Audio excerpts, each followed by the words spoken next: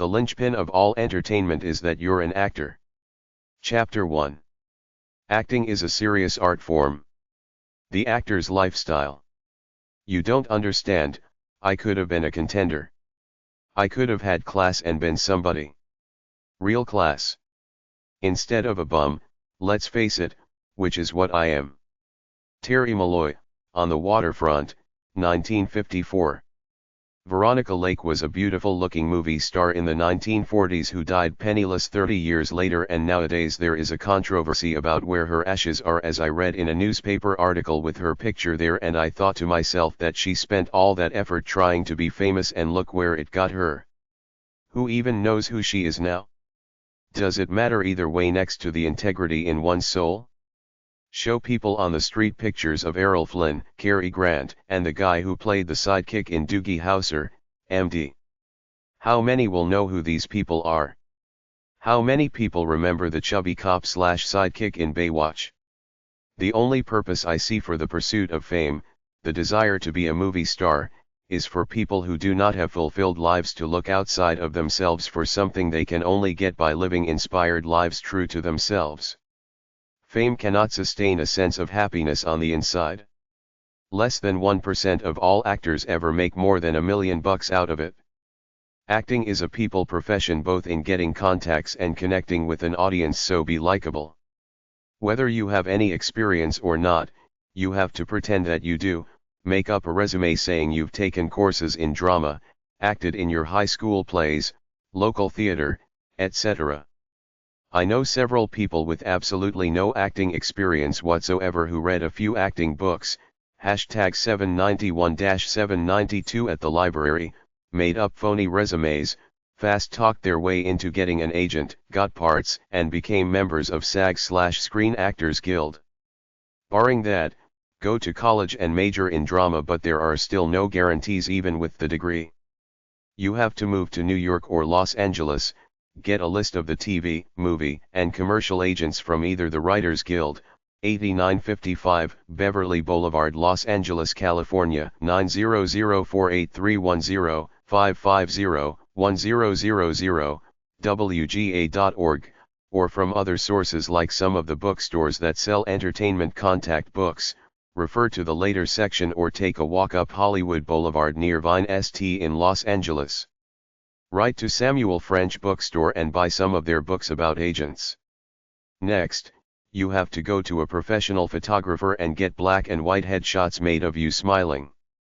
If you do this in either of the two main cities, they will know what you're talking about and do it upright. Pick your best shot, keep it plain, get a few hundred printed up at a professional print shop, then send off copies of your headshot and your resume to prospective agents. These talent agents are always swamped with want-to-be actors sending them their unsolicited headshots and resumes, so it might be kind of hard to get an agent's attention unless you're stunningly attractive. While you're doing this letter-sending thing, find a good acting school in the area, start taking acting classes and networking with the teacher and the other students, want-to-be actors like yourself. If there are any low-budget films or free plays around looking for actors, go to auditions and try to get parts just for experience and exposure. Buy the two entertainment dailies, Variety and Hollywood Reporter. Look through the ads for jobs in the entertainment industry to make connections, and particularly go to any cattle calls for actors on low-budget, independent movies. Meanwhile, you might get a call from an agent. He will meet with you, talk to you, and might sign you up to start in commercials. He might go to one of your free play performances to see if you can really act. The big catch-22 to being an actor is that you have to be in the union, the Screen Actors Guild, before you're allowed to act in so-called legitimate TV shows and movies. There are a few ways to do this. You can just work around productions as an extra and doing other jobs, and hopefully they need somebody someday and they give you a line which qualifies you for union membership. Another way is for a unionized producer or director friend to give you a part, pay their fine for giving a non-unionized actor a part, and you're in. The other way is for an agent to take a chance on you because he believes you've got potential, so he sends you out on auditions, and when you get a legitimate offer, you're in. Union membership costs several $100s. The life of an actor is no fun except for the few at the top. Your agent gets notices of what parts are being cast for movies and TV. January is the big time for TV pilots. He decides if you might be able to do that role and sends you for an audition, which is a demeaning process where you might be with 20 other people who want the same part. You go into a room where the director, producer, casting agents, and several others are looking at you, and they tell you to either improvise or read the little part you were told to practice by your agent. There's often a camera recording you. Quite often, because the producers and directors don't want to deal with all these want-to-be actors, they will hire their assistant to do the auditions. He has no decision in the process. He just tells you to read the part, the camera records it, then the big shots look at them all later and decide without the bother of having to deal with all those nervous, naive actors. Sometimes you get a call back for a second or third audition as they narrow the field, while more commonly, you won't get a call back. Do you really see yourself making an idiot of yourself on TV commercial auditions? Some guy will tell you to start dancing or act like you're really excited. Then if you get the part, can you see yourself acting really stupid and phony on TV just for a few $100 or $1,000? A few people are well paid, but those near the bottom are paid minimal scale wages because the companies know they can get away with it. There are so many want-to-be actors that some sucker will do it for scale every time. How about talking about tampons or yeast infection, or say how much one thing works so much better than the other when we all know they're all the same? Well, that's basically your life as a low-level actor. You have to sell your incredible personality. Even some so-called major stars have to audition to get parts. With movies costing millions, these guys don't want to take any chances. The fact is that less than 10% of people in SAG earn a full-time living. You will have to find a job like a waiter, which will give you the flexibility to go out on auditions. Living expenses and rent are quite expensive in the major cities. Many actors start out positive but get worn down by the endless auditions and rejections. If you manage to get into something that's somewhat successful, you will generally have a few years to make your fortune. Then the public will get tired of you and you will get older and dumpier, so you will just fade off the radar. Nobody likes average. If you start looking 30ish generic, you might be able to go up for motherly or middle-aged nerd, but that's it. And then when you get the part, you will see how slow and tedious the art of movie or TV making really is. There are only a few scenes shot a day, often over and over again. It could easily stretch into 12 to 14 hours. If you're the independent type who likes doing his own thing, you won't like the atmosphere on the set. It's hurry up and wait, and someone's always telling the actor what to do. Unless you're the star, you're cattle, because there are 100 others who will take your part in a heartbeat. Every actor is phony. That's a given. That's their job, to act cute and bubbly like they're great, happening, special, divinely touched people, 2 steps above the rest of humanity, and many think that way too. There's no shortage of vanity in La La Land. Everybody loves only one person, themselves, but they act like they love everybody else. They have to in order to get the part. It's a large suck-up business, and I mean suck in more ways than one. Many people with messed up egos are drawn to the business thinking that fame will fulfill them in some way, but it doesn't, yet they still put on the airs that they're special and living a great life, when the truth is that it's one of the most heart-wrenching jobs of all, because you're always on the verge of unemployment and every so-called actor is totally insecure about their looks. There are 1,000 beauties for every so-called supermodel out there that can take her place in a heartbeat. Many starve themselves, run to the tanning salon, and they're constantly obsessed with being beautiful. If you're a so-called celebrity, there's always some guy around with a camera who wants to get a picture of you doing something stupid like picking your nose in public or going to the supermarket looking frumpy. The bottom line is that there aren't enough roles to go around. There are 400 movies made by the major studios every year and only so many TV shows. Of the 400 movies, maybe 10 are real hits, and they're not taking any chances with an underling. Besides that, it's all phony. Everyone's trying to act so cool and happening. There are only so many roles that fit your body type, and you're competing with seasoned professionals and people with connections. Everyone in the in-crowd casts their friends before they cast anyone else.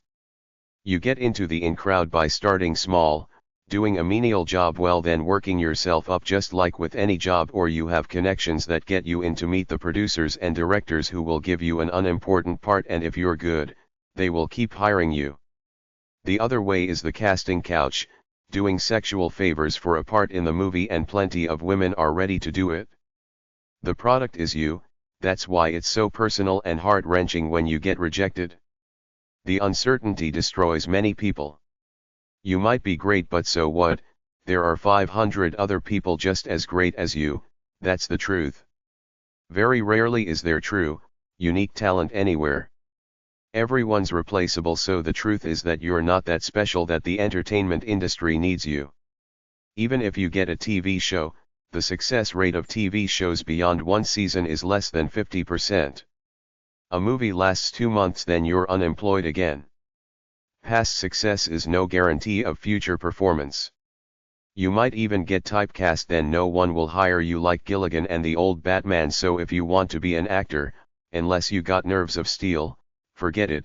It's just a fantasy perpetuated by those tabloid entertainment shows which only show the glittery side and have very little basis in reality. That's the real deal. Then once your freshness or star appeal wears off, you won't be able to get much work except for demeaning stints on stupid game shows. You will get older, uglier, and fatter until finally, you will have to move on to another line of work. I knew a beauty queen who ended up doing pornos. She was prettier than any movie star I'd ever seen. It was a damn shame, but that's reality. Pretty faces really are a dime a dozen. Anybody can get a boob job, bleach their hair and starve themselves thin, but it's the inner beauty that they're all looking for which is soon lost in any girl or guy who wants to be an actor. I've seen open casting calls with hundreds of pretty girls. The lines never stop. Every third girl in America dreams of being a model or an actress, and many of the ones that go to LA or New York and end up working in strip bars or otherwise desperate. This is how they brainwash our society. They make it seem that it's really cool to sashay down a runway when the truth is that it's arrogant and messed up, to act so frivolous while some kids are starving somewhere. It doesn't make any sense to anyone with a brain who knows what's going on, but I never stop coming across self-centered people who think that all these frivolous things matter and don't seem to realize that the world is in a state of disarray, and if they were really cool, they would try to do something about it. It's a game of mathematics. You got 100,000 people all wanting to be movie stars, and there are maybe 150 so-called movie stars out there. Even though the money's good once you make it, the odds are against you. The money's better for the top players in most other industries out there. Corporate CEOs make way more than movie stars. The film industry is a $9 billion a year industry. That's nothing in the grand scheme of the economy. The porn industry takes in more. So do video games, so I'm warning you up front, it's not at all like those entertainment tabloid shows make it out to be. The movie stars ain't hanging around Hollywood and Vine, they're locked up in their mansions worrying about their fragile egos. If you go to Los Angeles and want companionship with other artistic types, stay at the Highland Gardens Hotel weekly or monthly. Porn stars stay here too. It's an artists and pseudo-artists mecca. A 1945 Code of Ethics for Actors/Theater Workers. Forward to the code. A part of the great tradition of the theater is the code of ethics which belong to every worker in the theater. This code is not a superstition, nor a dogma, nor a ritual which is enforced by tribunals.